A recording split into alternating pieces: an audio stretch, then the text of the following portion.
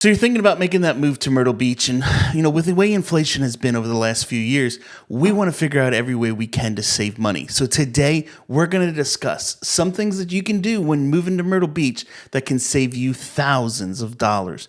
What's happening, guys? I'm Jeremy Blanton with Remax Southern Shores, and today we're discussing those things that you can know from my 25 plus years of selling real estate here in the area to help you make the move to Myrtle Beach, save money in your purchase, as well as save money for many, many years to come once living here in the Myrtle Beach area.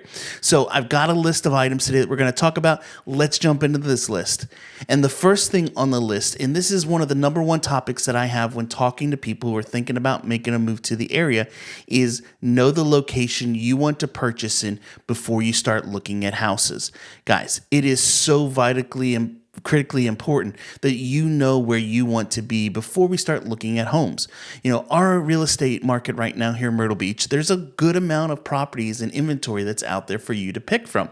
So you want to make sure you know you love the area. If you're someone who's moving here and maybe a little bit older in age, you may say, I want to be close to some medical facilities so that if I have an emergency, I'm close by and I can get there pretty quick. Or maybe you're someone like myself, you have pets, you need to have a veterinarian nearby. So you want to make sure you're not, 40 minutes away from the closest vet.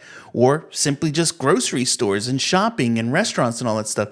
You may not want to be a 30, 45-minute drive just to go get some groceries and come back home every day. So there's a lot of things that you want to take into consideration. One of the things, and I highly recommend this all the time, is come visit the area, visit different segments, and let that help to kind of guide your direction in where you end up moving. I just had a client who moved here, and we'll call him Brian for lack of better terms and to save his identity. And he found a townhouse that Brian just absolutely loved. He started looking at it. He started falling in love with it. And he called me and says, Jeremy, I don't want to lose this place. What do I need to do? And I said, well, you probably want to look at it in the location before you go and write that offer. He says, no, I don't want to do it. Is there something we can do? Well, we ended up getting a contract in place. And I told him when we did it that he'd probably have to put some money in the due diligence place to make the seller want to hold the property for a week or so until he could get down here and view it in person. And he said, okay, no problem at all. So we wrote up the offer. We had to put in a $250 cancellation fee. And Brian was on the way to loving his new place and was figuring out where he was putting his furniture and everything inside it. I video FaceTimed him through the house, loved the inside. I showed him around the exterior of the complex. He said, okay, great, no problem. Well, he comes down on vacation. Well, actually, he didn't come on vacation. He came to view the property. He got in on a Sunday evening, drove by it. We were supposed to meet Monday morning to view it. And about an hour before we were supposed to meet in person, he sends me a message and says, Jeremy, get some other properties lined up for me as well. Needless to say, Brian did not like the location that it was. He did not like the surrounding areas and things that were in those developments and things that were nearby. It was close down to the tourism parts of Myrtle Beach, and he's going to be moving here, working from home, and wants to have a little bit more quietness when he's trying to work. Now, I tried to explain all of this to him ahead of time, but all he saw was hardwood floors and granite countertops with stainless steel appliances, and so he fell in love with it. So one of the things that I highly recommend, guys, is before you go and fall in love with the house, fall in love with the area first. Some of my clients, that means Surfside Beach is where they want to be. Others, they only want to be in Carolina Forest. And some others, they say, don't get me anywhere near either of those places because I don't want to deal with this, that, or whatever. So it's all a personal preference as to what area. But my number one tip, first thing by far, is know the area you want to be before you fall in love with the house. All right, the second thing on the list, and this one kind of goes without saying, but I should share this because it happens more times than not. But when you are purchasing a home in the area, you want to hire a real estate professional to represent you to do so. I've been doing real estate here now in the Myrtle Beach area for over 25 years, and I have sold thousands of properties over the years. Now, you may say, but why do I need to hire you? Why do I need to hire an agent? I know what to do. I've bought houses before. I've sold homes. I can do it all on my own. Yes, you can. But at the same time, when you don't have an agent on your side and the other party does, it's not going to be a win-win situation. I recently had a client who moved here. He came from the North Carolina area, and he was looking at a home down on the southern end of the beach, and this home was listed for $1.2 million. Now, I had already run the comps for him. He had done his own data analysis, and we both came to the conclusion that this house, while it had everything he needed and more, was severely overpriced. So we viewed the home in person, we looked at it, we said, this is the one we want, we love it. We wrote up the offer, but we wrote our offer based on what the comparables were for our neighborhood, not what the seller thought it was worth. And when they started to negotiate back and forth, the seller was trying to get him to pay more than he really needed to. But because my client had me on his side negotiating, I was able to save him a ton of money. At the end of the day, I'm guessing I saved him anywhere from probably $15,000 to $25,000 from what the seller thought they'd be able to get, just because of some simple basic pricing strategies that we put in place when buying a home. My client was beyond ecstatic because we both knew.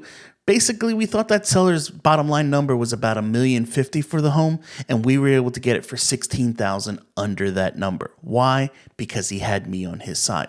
So while you may think, hey, having a realtor on there is just going to make it more complex and more complicated, and I can do it all on my own, guys, trust me when I say having an agent to represent you can save you thousands of dollars. And we'll discuss a couple other places where that realtor can really help out and save you tons of thousands over the next few points here in this video. So the third thing that we want to talk about then is comparing new construction versus resales. Guys, when you're looking at homes nowadays, a lot of people think, well, we want the older homes because they're built better or they've already had all of the problems worked out of the houses. And yes, there is a little bit of validity to that. But at the same time, I will tell you this, new construction homes are built just as good today as they were 20 years ago. The homes are going up in the same amount of time as it did back then. It's just nowadays the builders have been able to become more efficient in their processes. They've streamlined things so that they can get from stage 1 to stage 12 of the home in a faster process. But if you go and look back through history, most homes here in our area that are built by the big name builders have been a 90 to 120 day window with just about any and all of those builders. And if I go back to when I started in this business back 25 plus years ago, it was basically the same back then. So why would we think about buying that new construction home? Well, there's a couple reasons why. Number one, you're getting all types of warranties on the home. So you're not buying a property that potentially 3 weeks after closing, you're having to go and spend thousands of dollars to put a new water heater in or replace the HVAC system because the air conditioner just broke and died. You know, those things can be very costly expenses in a home. An HVAC system could be anywhere from probably $6,000 to $10,000 that you would have to come out of pocket shortly after owning it. If you buy something that's new construction, number one, all of those components are brand new. The appliances are brand new in the house. Everything is brand new. So you're not having to worry about going and spend money to replace those things right away. In addition, because they're brand new, they have warranties in place. If something happens, you simply call the builder or call the manufacturer of the appliance. They come out, they either repair it or replace it for you, and it covers you for those first few years of owning the home. These two items alone can save you thousands upon thousands of dollars when moving to Myrtle Beach. In addition to that, you can also save some good money on your insurance because it's a brand new home with a brand new roof. You know, I've shared in the past how when a home is the exact same as another one in the same development, but one is brand new roof and one doesn't, that the insurance costs can be significantly less. That's because the biggest cost in having insurance on a property is that roof replacement. And if that expense has already been taken care of because it has a new roof just put on or it's a new build, it's going to make a significant discount on what your cost is for that home. In addition, when you're looking at new construction homes right now, guys, the builders are giving all types of incentives. We're coming up right now, we're in the middle of August heading towards September, where some of our builders end their fiscal year in September. This is some of the best times of the year to pick up those big deals with these builders. They're dropping the prices on homes. They're throwing in all types of incentives with money towards closing costs, lower interest rates, upgrades in the home, like having all of the window blinds put in, gutters put on the house, the porch is screened in, so many different things that are out there. Not to mention, they're also buying down interest rates for you. I have a client right now who's buying a new home with D.R. Horton, and D.R. Horton bought down their interest rate to under 5%. It was a $20-some thousand expense that the builder is picking up to buy that interest rate down.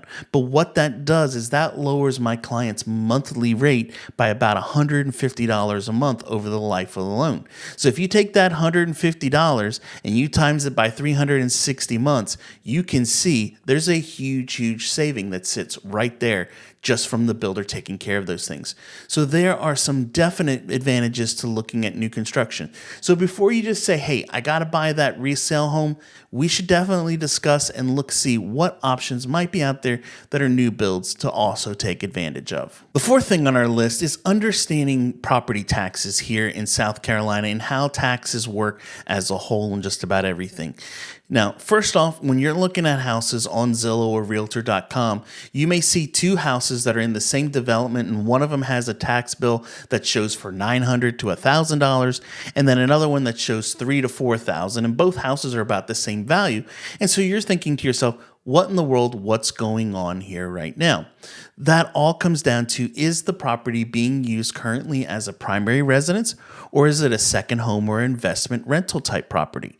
If it is a primary residence, that's how you're going to get the greatest tax breaks here in the Myrtle Beach area on buying a property. Now, if you've owned it for one full calendar year and you're over the age of 65, you can get even additional discounts on your property taxes through the homestead exemptions that are out there. It's going to take another $50,000 off the assessed value of the home and take it down another couple $100 a year. When you look at property taxes, South Carolina is one of the lowest states in the country when it comes to property taxes.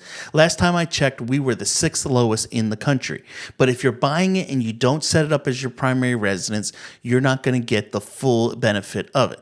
Now, one of the things that people will say, and so I'm going to bring it up here anyways, is that you will have to pay vehicle taxes here in our area. So while your home is less, you are going to have an annual bill for your vehicles to live in South Carolina. So if you're someone who has a lot of toys and fun vehicles to drive around, it may not be cost beneficial to move to the area. If you're bringing along, that motorcycle, that Sunday driver, the convertible for on the summer days, and then your daily driver, that can get expensive because you have to pay taxes on all of those items. In addition, if you have a boat or a golf cart, those things are also going to get taxed annually and have a bill. So that all starts to add up. But at the end of the day, most people moving to our area, whether you're coming from New York, New Jersey, Pennsylvania, or most parts of the country, even with those vehicles, you add all of those things in addition to the property taxes, you're still going to save a good amount of money in the long run. So don't be so quick to just judge and throw it out, but definitely make sure when you move here that you get that primary residency established as soon as possible.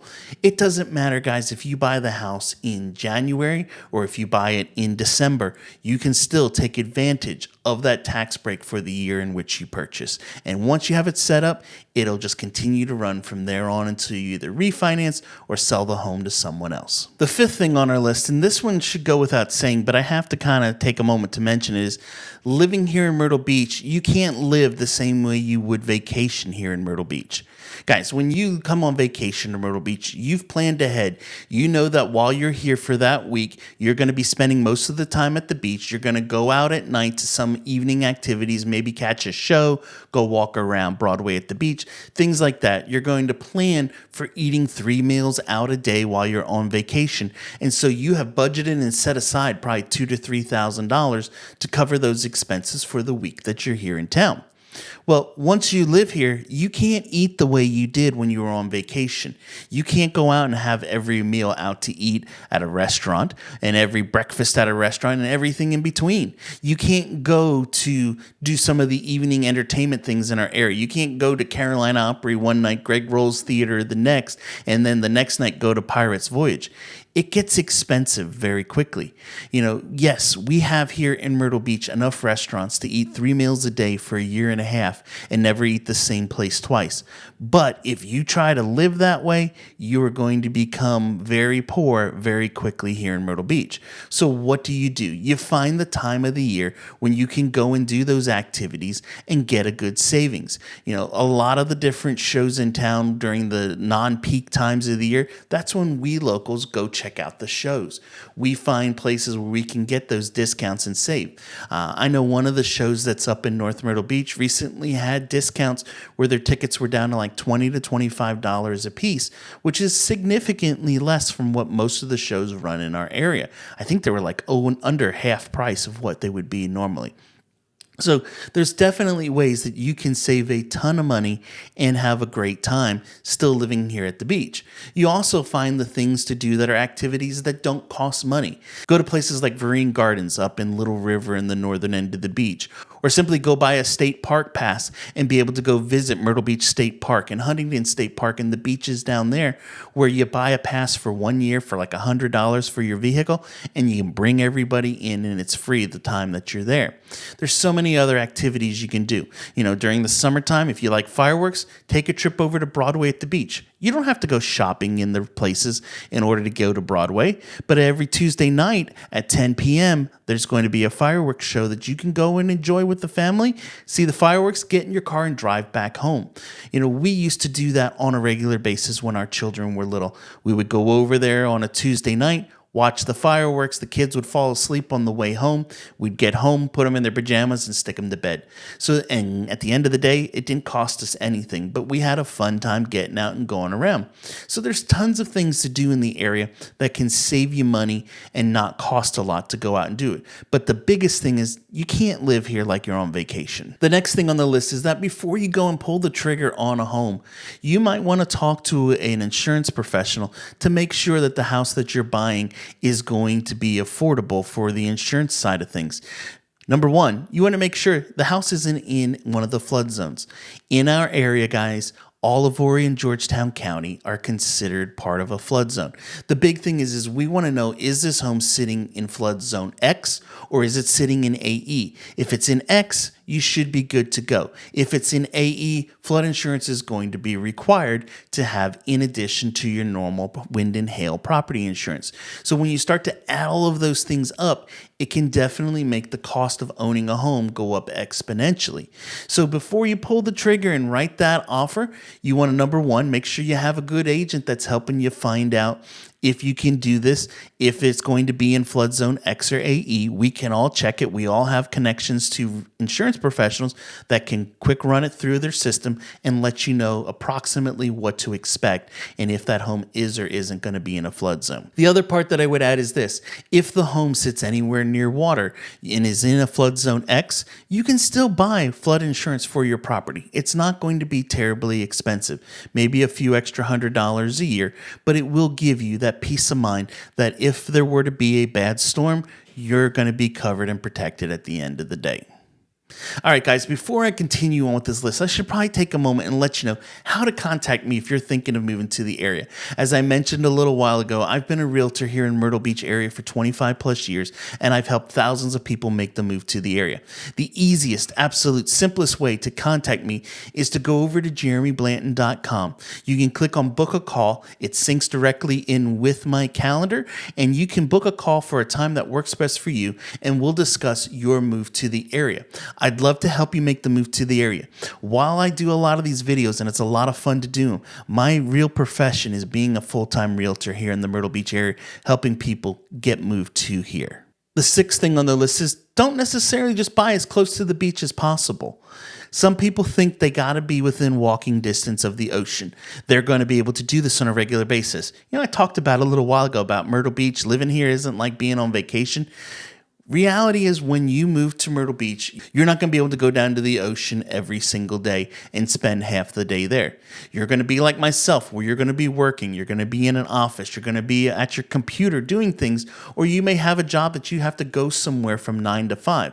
When those types of things are in place, you don't have all of the accessibility to go and just sit and toes in the sand from the minute the sun comes up to the minute the sun goes down. What we do as locals here in the area is we take trips to the beach once or twice a week, go down for an hour or two at a time, enjoy it, go pack up, and then go on with our day. The greatest thing about living here in Myrtle Beach is that the ocean and the sand is not going anywhere. Being 10 to 15 minute drive over to them is awesome. It is great because we can drive over, do what we want for an hour or two, get in our car, go back home, wash up, and go on with our days. You will love being able to do that. And guys, let's be real. Right now, you may live 10, 12, 15 hours away from Myrtle Beach. Being 10 to 15 minutes, it's a whole lot easier and a whole lot better. The other part with this, guys, is that when you buy a home that is farther away from the beach, you are going to be able to save a significant amount of money. You know, I talk about it all the time that when you buy a house and the closer you get to the big blue ocean, the prices go up exponentially. Well, I wanted to take a minute today to show you an actual example of a home and the property and how the prices go up. Okay, so let's take a minute here and let's jump over to the MLS. And I'm going to pull up a property here. This is a Tillman floor plan that is being built by D.R. Horton. It is a standard home that they build in several different developments all around the county. It's a 5-bedroom, 3.5 bath house, as you can see, and it's just over 3,200 heated square feet. But what you're going to see, and I talk about this a lot in my videos, is that the closer you get to the big blue ocean, the higher the prices go up. These homes, guys, are very, very similar the way they're designed inside. So let's take a look here a minute at the images and you'll see what I mean. So here's the front, the entryway you come in, there's the kitchen, living area, huge island. You can see it's a great looking home. I'm just going to fly through some of the images here quick so you can get kind of an idea of the property. Okay, so here you go. You can see this is the Tillman that's being built. This one that's currently for sale, or went under contract, I should say, is in Conway in the preserve at Shaftesbury Glen. And it was listed for $420,859. This same home, if we take and start to come a little bit closer into the beach, still we're now in Longs, South Carolina, a little bit closer into the ocean, 5-bedroom, 3.5 bath house, once again, 3,200 heated square feet for this home. And if we look at the images down here below, you'll see it's the same floor plan, same layout, same design, just different model home images they used on it. But it is the same property. But when we go to this development, our price goes from that 420 up to 453.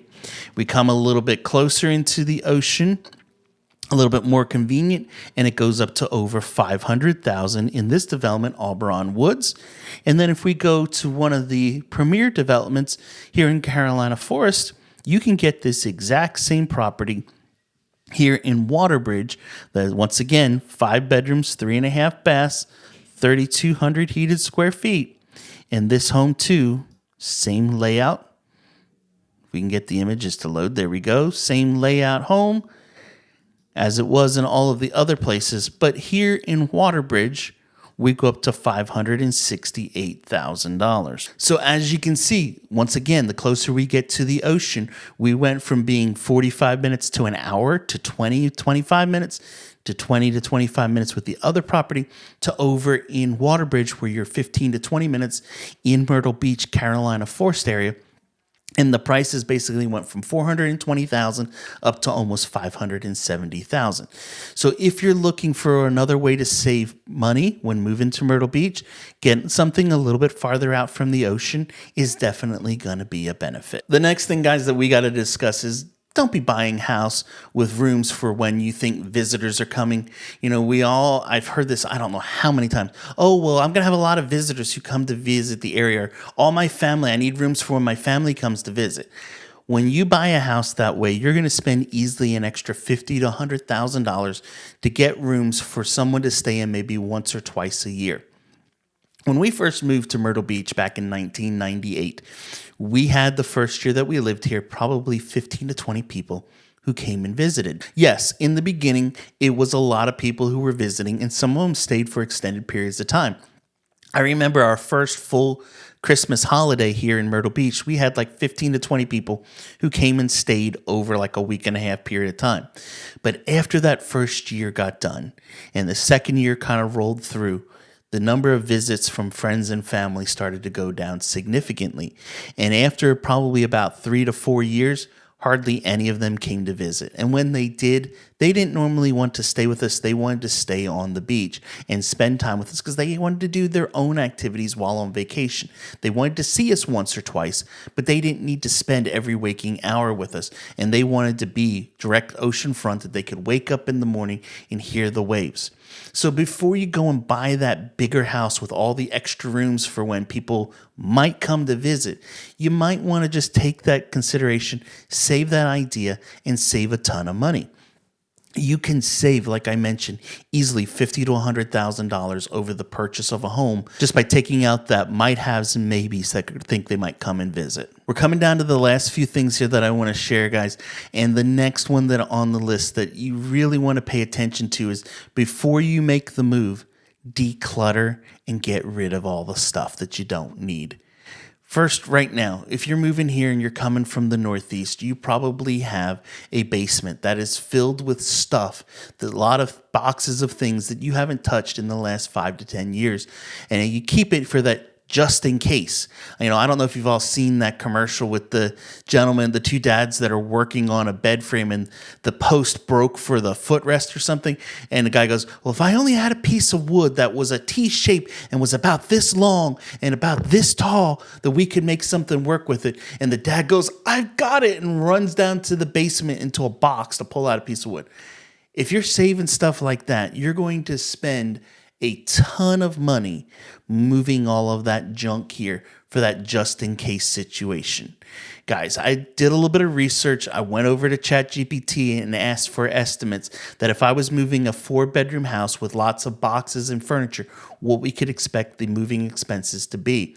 And it says that it estimates it to be anywhere from $10,000 to $15,000 to move all of that stuff here.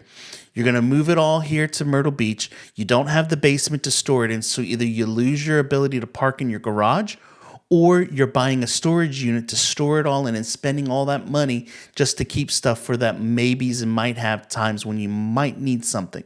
You're wasting a ton of money. So one of the things that I would highly recommend is if it's things in boxes and garages of, old dishes that were handed down because they were meemaws that were given to your parents and your parents then gifted them over to you because your parents just didn't have the heart to throw them away or sell them. Don't be afraid to take that stuff, put it on Facebook Marketplace, sell it. Have a moving sale and sell all of those items that you don't need because you're going to spend a ton of money packing them, getting them shipped down here, have a mover bring them 1,000 miles to this area to sit in the garage and collect dust. Instead, get a little bit of cash, bring the necessity items that you want, and the rest of the things get rid of. The other thing is this. A lot of you that may be coming from the Northeast or from the West, you're bringing along furniture and things that may not fit the style and design of what you want in your home here. So you're going to bring all of these items, realize it doesn't really match with other stuff that I have and then I'm buying new for my home, and you end up selling it after moving.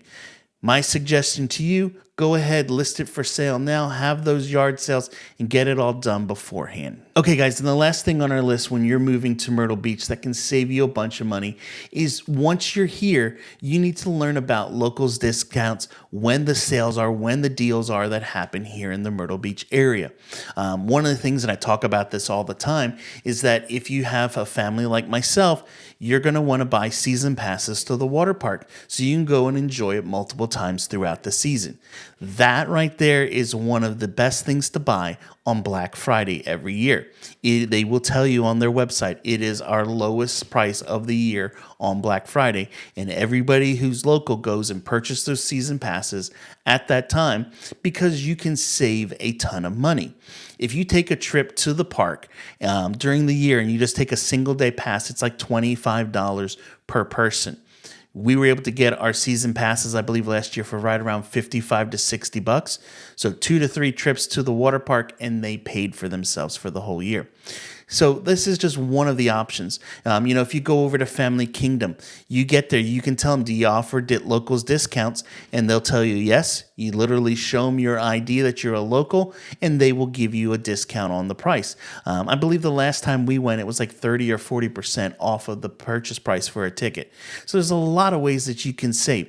One of the other things you can do is when you're visiting all the different restaurants in town, the different area attractions, don't be afraid to just simply ask them, do you offer a locals discount? A lot of places will. They're not going to advertise it, but if you ask, they will give you some money off and save you a ton in the long run. Anyway, guys, I hope you enjoyed today's video on ways to save when moving to Myrtle Beach. If you did, do me a favor, give it a thumbs up, get the bell on. And as I mentioned earlier, if you're thinking about making a move to Myrtle Beach, go over to jeremyblanton.com, book that call, and I'll talk to you soon. Catch you later. Bye-bye.